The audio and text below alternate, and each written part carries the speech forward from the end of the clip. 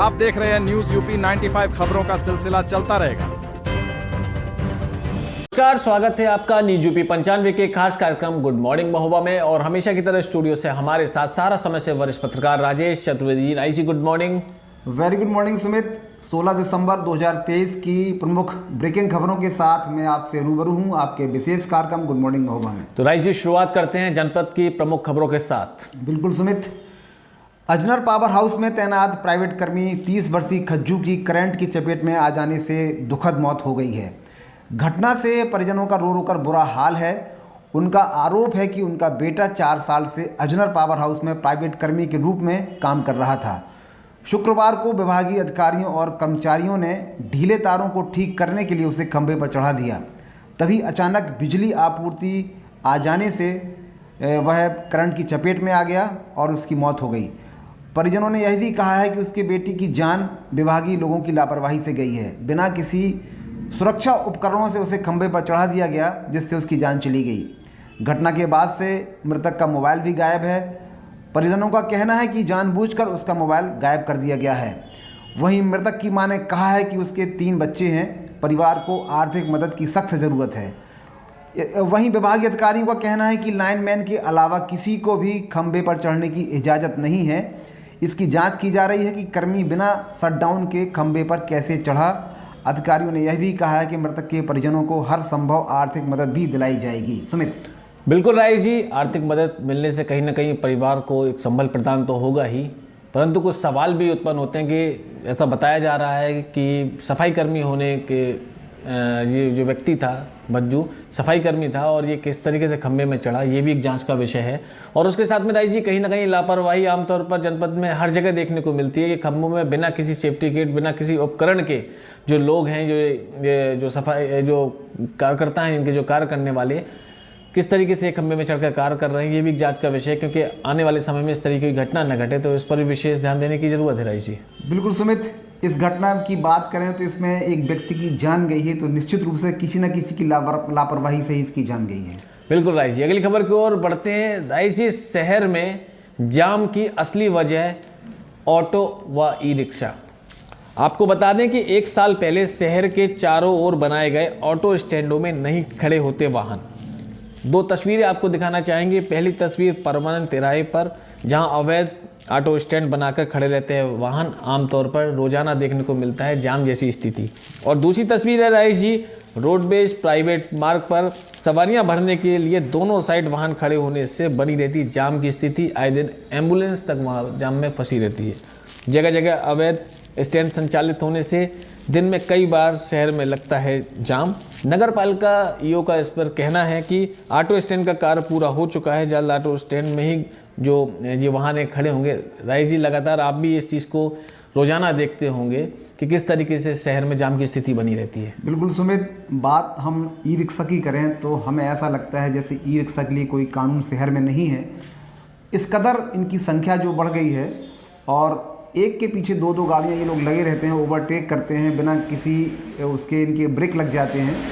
तो इनके e rickshaw के ऊपर कोई ना कोई पॉलिसी विभाग को बनाना चाहिए। बिल्कुल राजेश जी, और बिना नंबर के ऐसे सैकड़ों ई रिक्शा है जो संचालित हैं और कुछ ऐसी वारदात हो जाती है तो उनकी पहचान भी नहीं होती है। बिल्कुल समित।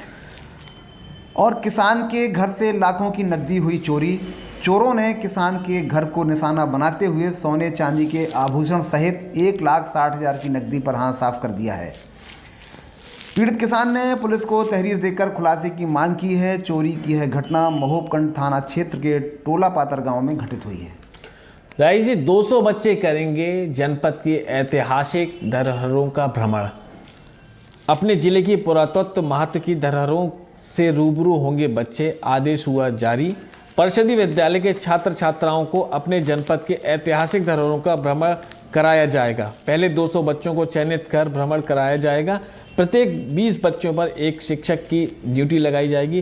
राजेश जी, इसका मेन उद्देश्य है कि अपनी जो संस्कृति है, भारतीय संस्कृति, उसके प्रति बच्चों को उसके बारे में बताया जाए और जो भी अपनी जनपद की धरोहरें हैं उनके बारे में बच्चे जान सकें। अच्छा प्रयास है। और खनिज निदेशक के समक्ष रखी गई खनन और क्रैशर उद्योग की समस्याएं। आपको बता दें कि कवरी का क्रैशर उद्योग कुछ समय पहले लगभग 1 लाख लोगों को रोजगार देने की क्षमता रखता था, किंतु 2018 के बाद से कई कारणों से क्रैशर उद्योग विभिन्न संकटों का सामना कर रहा है। अब पुनः क्रैशर उद्योग को पूरी क्षमता से चलाने एवं सीमावर्ती राज्य से अवैध खनन व उपखनिज पर रोक लगाने जैसी मांग को लेकर जिले के क्रैशर व्यापारियों के एक प्रतिनिधिमंडल ने खनिज निदेशक माला श्रीवास्तव से लखनऊ में मुलाकात की है एवं सभी समस्याओं से उन्हें अवगत कराया है। क्रैशर यूनियन के सचिव देवेंद्र मिश्र ने उक्त जानकारी देते हुए बताया है कि समस्याओं के बारे में विस्तार से खनिज निदेशक को अवगत करा दिया गया है और उम्मीद है कि आने वाले समय में क्रैशर उद्योग पूर्ण क्षमता के साथ फिर से संचालित हो सकेगा। मुख्यमंत्री सामूहिक विवाह समारोह में 7 फेरे लेकर एक दूसरे के हुए जुड़े। पनवाड़ी विकासखंड परिसर में आयोजित किया गया कार्यक्रम, अधिकारियों ने नव दंपतियों को दिया आशीर्वाद। वहीं चरखारी में 21 जोड़ों ने थामा एक दूसरे का हाथ। कल जनपद में रईस जी पनवाड़ी में 15, चरखारी में 21 और कबरई में 36 फिर जोड़ों ने एक दूसरे के साथ रहने की कस्में खाई। बिल्कुल सुमित। और पीड़ित किसान ने जिलाधिकारी से बालू माफियाओं की है शिकायत। मामला नगारा घाट का है, जहां के किसान रामेश्वर ने डीएम महोबा को शिकायत कर बताया है कि मौके पर उसकी लाही की फसल खड़ी है, वहीं आसपास बालू माफिया मोरंग निकालने का काम कर रहे हैं। उनकी नज़र उनके खेत पर है। विभागीय लोगों से मिलकर बालू माफिया उसे वहां से हटाना चाहते हैं, जिससे वह काफ़ी परेशान है। इसी आशय से उसने डीएम से मदद की गुहार लगाई है।